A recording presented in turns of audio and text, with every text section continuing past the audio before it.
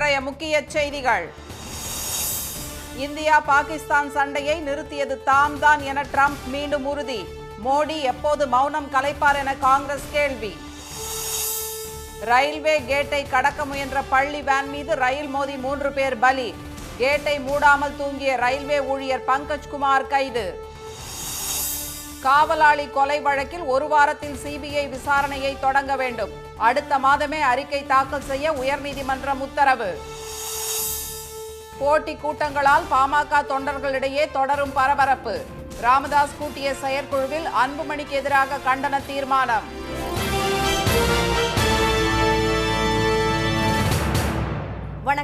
வணக்கம். இந்தியா பாகிஸ்தான் இடையேயான சண்டையை நிறுத்தியது தாம்தான் என்று அமெரிக்க அதிபர் ட்ரம்ப் மீண்டும் கூறியுள்ள நிலையில் இந்த விவகாரத்தில் பிரதமர் திரு மோடி எப்போது மௌனம் கலைப்பார் என்று காங்கிரஸ் கேள்வி எழுப்பியுள்ளது. காஷ்மீர் மாநிலம் பஹல்காமில் தீவிரவாதிகள் நடத்திய தாக்குதலில் 26 சுற்றுலா பயணிகள் கொல்லப்பட்டனர். இதற்கு பதிலடியாக ஆபரேஷன் சிந்தூர் நடவடிக்கையை மேற்கொண்ட இந்திய ராணுவம் பாகிஸ்தானில் உள்ள தீவிரவாத முகாம்கள் மீது தாக்குதல் நடத்தி அழித்தது. 4 நாட்கள் நடந்த இந்த தாக்குதல் திடீரென நிறுத்தப்பட்டது. தாம் கூறியதால் தான் இரு நாடுகளும் போர் நிறுத்தம் செய்ததாக அமெரிக்க அதிபர் ட்ரம்ப் தெரிவித்தார். அவரது பேச்சு சர்ச்சையை ஏற்படுத்திய நிலையில் இதுகுறித்து பிரதமர் திரு மோடி விளக்கமளிக்க வேண்டும் என்று காங்கிரஸ் வலியுறுத்தி வருகிறது. இந்நிலையில் வாஷிங்டனில் நேற்று செய்தியாளர்களிடம் பேசிய ட்ரம்ப் அமெரிக்கா பல்வேறு சண்டைகளை நிறுத்தியுள்ளதாகவும் அதில் மிகப்பெரியது இந்தியா பாகிஸ்தான் இடையேயான சண்டை என்று மீண்டும் தெரிவித்துள்ளார். அணு ஆயுத போராக மாற இருந்த சண்டையை நிறுத்தாவிட்டால் வர்த்தகம் செய்ய மாட்டோம் என்று மிரட்டியதால் இரு நாடுகளும் பணிந்ததாகவும் அவர் தெரிவித்துள்ளார். இதுகுறித்து எக்ஸ் தளத்தில் கேள்வி எழுப்பியுள்ள காங்கிரஸ் செய்தி தொடர்பாளர் திரு ஜெய்ராம் ரமேஷ், இந்தியா பாகிஸ்தான் இடையே சண்டை முடிவுக்கு வந்த கடந்த 59 நாட்களில் சண்டையை நிறுத்தியது தாம்தான் என 21வது முறையாக ட்ரம்ப் கூறியுள்ளதாக குறிப்பிட்டுள்ளார். இந்த விவகாரத்தில் திரு மோடி எப்போது மௌனம் கலைப்பார் என்றும் அவர் கேள்வி எழுப்பியுள்ளார். இந்தியாவுடன் வர்த்தகம் செய்ய மாட்டோம் என்று எச்சரித்ததால் தான் இரு நாடுகளுக்கும் சண்டையை நிறுத்தியதாக ட்ரம்ப் தொடர்ந்து கூறி வருவதை திரு ஜெய்ராம் ரமேஷ் சுட்டிக்காட்டியுள்ளார். இந்தியா பாகிஸ்தானுடன் விரைவில் வர்த்தக ஒப்பந்தம் அறிவிக்கப்பட உள்ளதாக ட்ரம்ப் கூறி வரும் நிலையில் இதுகுறித்து எப்போது மௌனம் கலைப்பீர்கள் பிரதமரே என்றும் அவர் கேள்வி எழுப்பியுள்ளார். கடலூர் அருகே தண்டவாளத்தை கடக்க முயன்ற பள்ளி வேன் மீது ரயில் மோதிய விபத்தில் 3 மாணவர்கள் உயிரிழந்தது பெரும் அதிர்ச்சியை ஏற்படுத்தியுள்ளது. கடலூர் தனியார் பள்ளிக்கு இன்று காலை 7:45 மணிக்கு 4 மாணவர்களை ஏற்றிச் சென்ற பள்ளி வேன் ஒன்று செம்மங்குப்பம் பகுதியில் திறந்திருந்த ரயில்வே கேட்டை கடந்தபோது விழுப்புரம் மயிலாடுதுறை பயணிகள் ரயில் கடும் சத்தத்துடன் மோதியது. இதில் சுக்கு நூறாக உடைந்த பள்ளி வேனை 50 அடி தூரத்திற்கு ரயில் இழுத்துச் சென்றது. இந்த கோர விபத்தில் சின்னக்காட்டு சாகையைச் சேர்ந்த 11ஆம் வகுப்பு மாணவி சாருமதி சம்பவ இடத்திலேயே பலியானார். தொண்டமான நத்தம் கிராமத்தைச் சேர்ந்த 6ஆம் வகுப்பு மாணவர் நிமலேஷ், 10ஆம் வகுப்பு மாணவன் செழியன் ஆகியோர் கடலூர் அரசு மருத்துவமனையில் சேர்க்கப்பட்டு சிகிச்சை பலனின்றி உயிரிழந்தனர். படுகாயமடைந்த மாணவர் விஸ்வேஷ், வேன் ஓட்டுநர் சங்கர் ஆகியோர் கடலூர் அரசு மருத்துவமனையில் சிகிச்சை பெற்று வருகின்றனர். விபத்து குறித்த தகவல் அறிந்தவுடன் விழுப்புரம் மயிலாடுதுறை பயணிகள் ரயில் ஆலப்பாக்கத்திலும், திருச்சி தாம்பரம் இன்டர்சிட்டி எக்ஸ்பிரஸ் ரயில் சிதம்பரத்திலும் நிறுத்தப்பட்டன. இதுபோல இந்த மார்க்கத்தில் செல்லும் ரயில்கள் ஆங்காங்கே நிறுத்தப்பட்டு சீரமைப்பு பணிகள் நடைபெற்றன. இந்நிலையில் கேட் கீப்பர் முறையாக கேட்டை மூட முயற்சித்ததாகவும், ஆனால் பள்ளி வேன் ஓட்டுநர் தான் கேட்டை மூடக்கூடாது என்று கூறி தண்டவாளத்தை கடக்க முயற்சித்ததாலேயே விபத்து ஏற்பட்டதாகவும் தெற்கு ரயில்வே அதிகாரிகள் தெரிவித்தனர். 2 வீலர்ஸ் நிறைய வந்திருக்கிறாங்க போலங்க. அவங்க இவரை சீக்கிரம் ஓப்பன் பண்ணுங்கன்னு சொல்லியிருக்கிறாங்க. நான் வண்டி வரக்குள்ள பயிருன்னு சொல்லியிருக்கிறாங்க. அதனால அவர் ஓப்பன் பண்ணியிருக்கிறாரு. அது பண்ணியிருக்க கூடாது. ஆனால் பள்ளி வேன் மீது ரயில் மோதியதற்கு ரயில்வே கேட்டை மூடாமல் கேட் கீப்பர் தூங்கியதே காரணம் என விபத்தை நேரில் பார்த்த பொதுமக்கள் குற்றம் சாட்டினர். ஆத்திரமடைந்த சிலர் கேட் கீப்பர் பங்கஜ்குமார் சர்மாவுக்கு தர்ம அடி கொடுத்தனர். அவரை மீட்டு போலீசார் கைது செய்த நிலையில் பங்கஜ்குமாரை பணியிடை நீக்கம் செய்து தெற்கு ரயில்வே உத்தரவிட்டுள்ளது. வேன் சென்றபோது ரயில்வே கேட் மூடப்படாமல் திறந்தே இருந்ததாக சிகிச்சை பெற்று வரும் வேன் ஓட்டுநர் சங்கரும் குற்றம் சாட்டினார். கேட்டு போடல, ட்ரெயின் அந்த நேரத்தில் வந்திருக்கு, பஸ் மேலே மோதி இருக்கு. கேட்டு போடாதனால தொண்டமானத்துலேருந்து செம்மங்குப்பம் போகிற வழியில் ஒரு ரயில்வே கிராசிங் இருக்குது, சிதம்பரம் போகிற ரோட்டில். கேட் போடாதனால டிரைவர் எப்பயும் போல் போயிருக்காரு. வண்டி கேட்டு ஓப்பனில் இருந்தது, ட்ரெயின் கிராஸ் ஆகிடுச்சுன்னு சொல்லிட்டு நான் மூவ் பண்ணிட்டேன். ஆமாம், அதான் ஆர்ன சத்தம் கூட அடிக்கல. ட்ரெயினில் கிராஸ் பண்ணால் அப்புறம்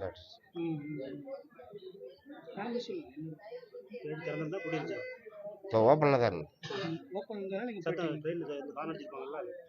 இல்லை அடிக்கல. அடிச்சா நான் ஏன் போவேன்? அங்கே இல்லை, கேட்டேன் இல்லை. விபத்து நடைபெற்றதும் முதல் நபராக மீட்பு பணிக்கு சென்ற அண்ணாதுரை என்பவர் அருந்து கிடந்த மின்கம்பியின் மின்சாரம் தாக்கி மருத்துவமனையில் சேர்க்கப்பட்டுள்ளார். ரயில்வே கேட் திறந்திருந்ததாக கூறிய அவர் அறையை விட்டு கேட் கீப்பர் வெளியே வரவே இல்லை என்றும் தெரிவித்தார். தமிழ் தெரியாத வட மாநிலத்தவரை கேட் கீப்பராக நியமித்ததுதான் விபத்துக்கு காரணம் என அப்பகுதி மக்களும் தமிழக வாழ்வுரிமை கட்சி தலைவருமான திரு வேல்முருகன் குற்றம் சாட்டியுள்ளனர். இந்திக்காரங்களை மட்டும் அவங்க அதிக இடத்துல இந்திக்காரங்க போறாங்க. தமிழ்நாட்டிலையும் படிச்சவங்க எல்லாம் இருக்கிறாங்க, அவங்களையும் போடுங்க. அவங்க பேசுறது இங்க தமிழ்நாட்டு மக்கள் உள்ளவங்களுக்கு தெரியாது, இவங்க பேசுறது அவருக்கு புரியாது. அந்த டியூட்டி இது வரைக்கும் ஜாயின் பண்ண பகல் டியூட்டிக்கு வரணும் தானே. நைட் டியூட்டி அவரு தண்ணி அடிச்சு அவரு படுத்துட்டாரு, பகல் டியூட்டிக்கு எத்தனை மணிக்கு வர்றது? இது முழுக்க முழுக்க ரயில்வே நிர்வாகம் தப்பு தான் இது.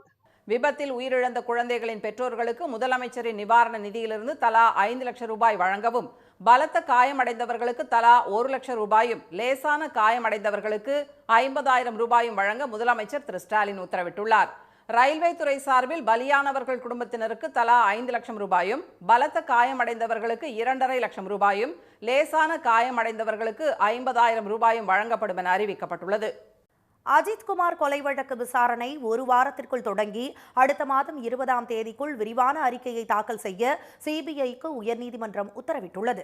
மடப்புரம் பத்ரகாளியம்மன் கோயில் தற்காலிக ஊழியர் அஜித்குமாரின் காவல் மரணம் தொடர்பாக வழக்கறிஞர் திரு மாரிஸ்குமார், திரு கார்த்திக் ராஜா உள்ளிட்டோர் உயர்நீதிமன்ற மதுரை கிளையில் பல்வேறு மனுக்கள் தாக்கல் செய்துள்ளனர்.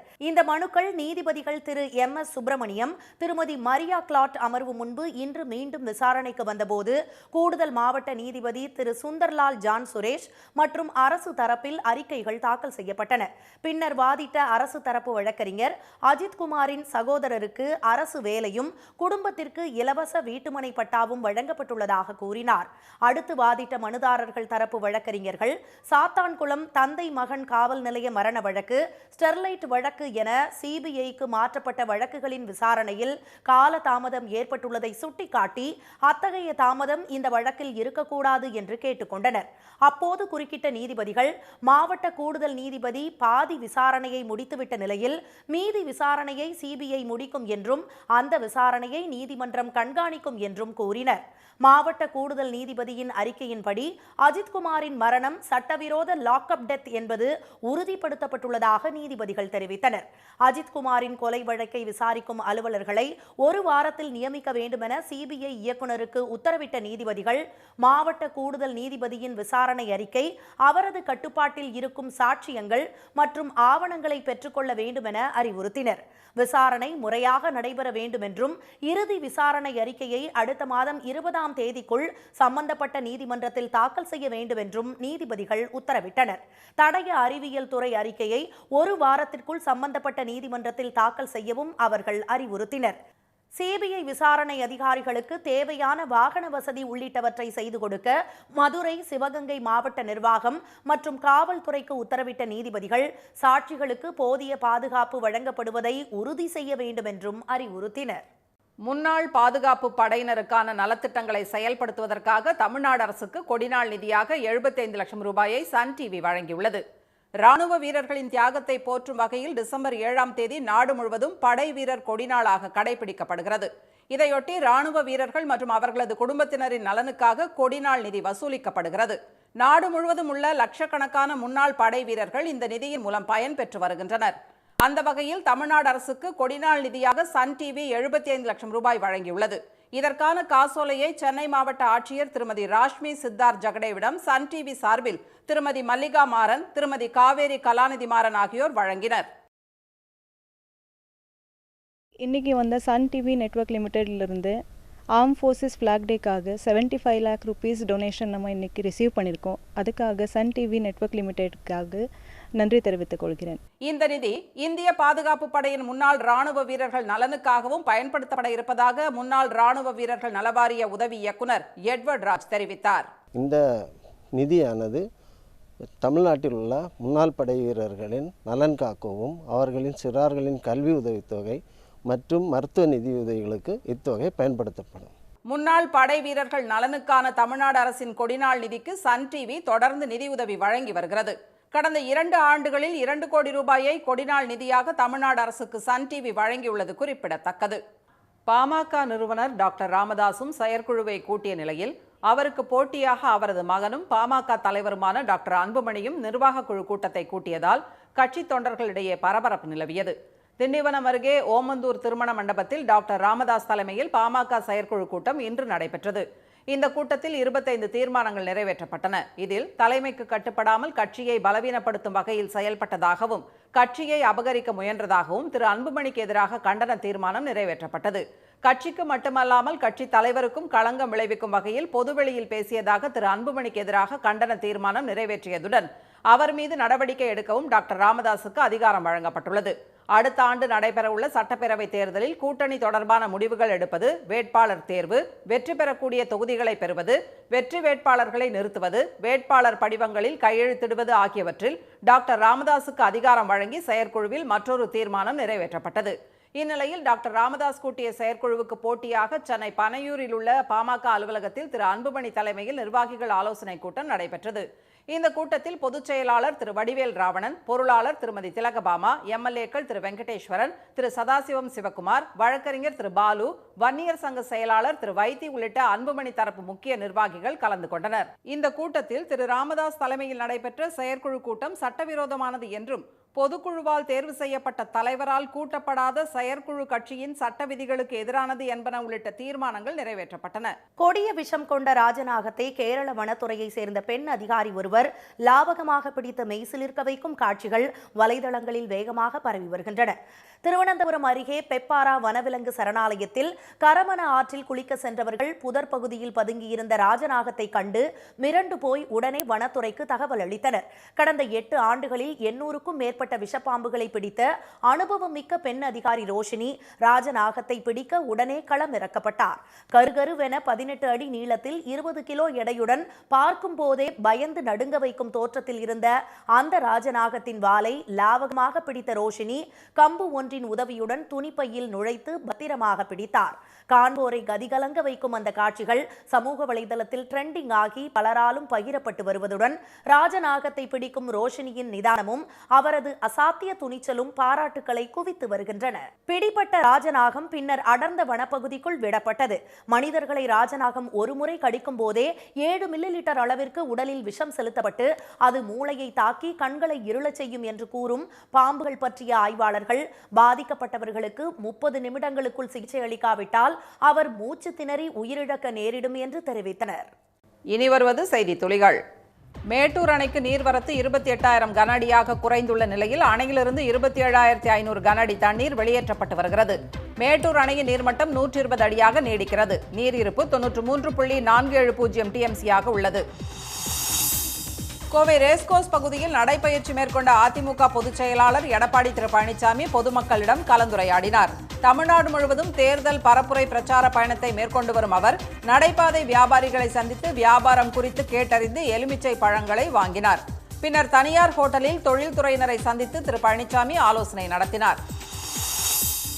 ஸ்ரீபெரும்புதூர் அருகே உள்ள வல்லக்கோட்டை முருகன் கோயிலில் நடைபெற்ற குடமுழுக்கு விழாவில் பங்கேற்ற தமிழக காங்கிரஸ் தலைவர் திரு செல்வ பெருந்தகையிடம் சமூக பாகுபாடு காட்டிய அறநிலையத்துறை அதிகாரிகள் மீது நடவடிக்கை எடுக்க வேண்டும் என்று இந்திய கம்யூனிஸ்ட் கட்சி கோரிக்கை விடுத்துள்ளது.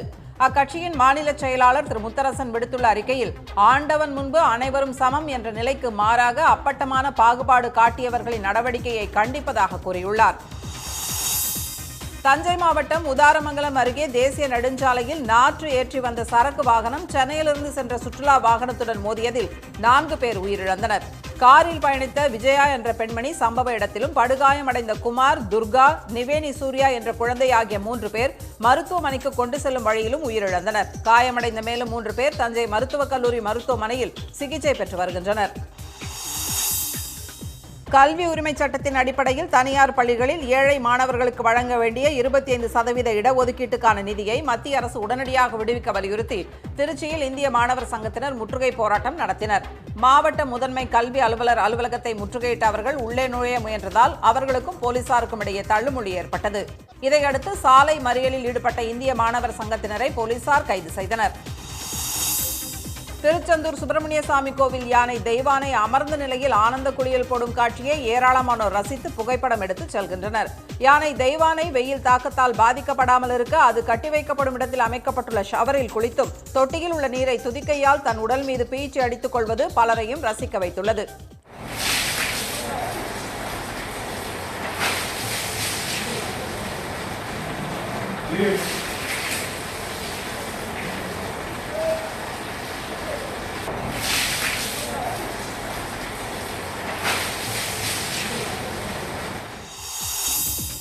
போதைப் பொருள் வழக்கில் கைது செய்யப்பட்டுள்ள நடிகர்கள் ஸ்ரீகாந்த், கிருஷ்ணா ஆகியோருக்கு சென்னை உயர்நீதிமன்றம் நிபந்தனை ஜாமீன் வழங்கியுள்ளது. இருவரும் மறு உத்தரவு பிறப்பிக்கும் வரை வழக்கின் விசாரணை அதிகாரி முன் தினமும் ஆஜராக வேண்டும் என்ற நிபந்தனையுடன் ஜாமீன் வழங்கப்பட்டுள்ளது. தமிழ்நாடு, புதுச்சேரி மற்றும் காரைக்கால் பகுதிகளில் அடுத்த 7 நாட்களுக்கு மிதமான மழை பெய்ய வாய்ப்பிருப்பதாக வானிலை மையம் தெரிவித்துள்ளது. எனினும் வெப்பநிலை 2 முதல் 3 டிகிரி செல்சியஸ் வரை அதிகரிக்கும் என்றும் சென்னையில் 102 டிகிரி வரை வெப்பம் அதிகரிக்கலாம் என்றும் தெரிவிக்கப்பட்டுள்ளது. இதனிடையே சென்னையின் பல பகுதிகளில் இன்று மாலை முதல் மழை பெய்து வருகிறது. இன்றைய வர்த்தக முடிவில் மும்பை பங்குச்சந்தை குறியீட்டு எண் சென்செக்ஸ் 270 புள்ளிகள் அதிகரித்து 83,712 புள்ளிகளாக இருந்தது. தேசிய பங்குச்சந்தை குறியீட்டு எண் நிப்டி 61 புள்ளிகள் உயர்ந்து 25,522 புள்ளிகளாக நிறைவு பெற்றது. சென்னையில் இன்று ஆபரண தங்கத்தின் விலை சவரனுக்கு 400 ரூபாய் உயர்ந்து ஒரு சவரன் 72,480 ரூபாயாகவும், ஒரு கிராம் 9,060 ரூபாயாகவும் உள்ளது. வெள்ளி விலை மாற்றமின்றி ஒரு கிராம் 120 ரூபாயாக உள்ளது. மீண்டும் இன்றைய முக்கிய செய்திகள். இந்தியா பாகிஸ்தான் சண்டையை நிறுத்தியது தாம்தான் என ட்ரம்ப் மீண்டும் கூறியுள்ள நிலையில் மோடி எப்போது மௌனம் கலைப்பார் என காங்கிரஸ் கேள்வி எழுப்பியுள்ளது. கடலூர் அருகே பள்ளி வேன் மீது ரயில் மோதியதில் 3 பேர் பலியான விபத்து தொடர்பாக ரயில்வே கேட்டை மூடாமல் தூங்கிய ரயில்வே ஊழியர் பங்கஜ்குமார் கைது செய்யப்பட்டுள்ளார். காவலாளி கொலை வழக்கில் சிபிஐ 1 வாரத்தில் விசாரணையை தொடங்கி அடுத்த மாதமே அறிக்கை தாக்கல் செய்ய வேண்டும் என்று உயர்நீதிமன்ற மதுரை கிளை உத்தரவிட்டுள்ளது. இத்துடன் இந்த செய்திகள் நிறைவடைந்தன. மீண்டும் சன் டிவியில் செய்திகள் காலை 7:30 மணிக்கு.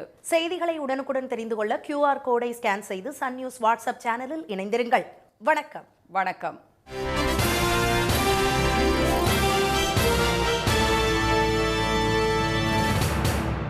உடனுக்குடன் செய்திகளை தெரிந்து கொள்ள சன் நியூஸ் பெல் ஐகானை கிளிக் பண்ணுங்க.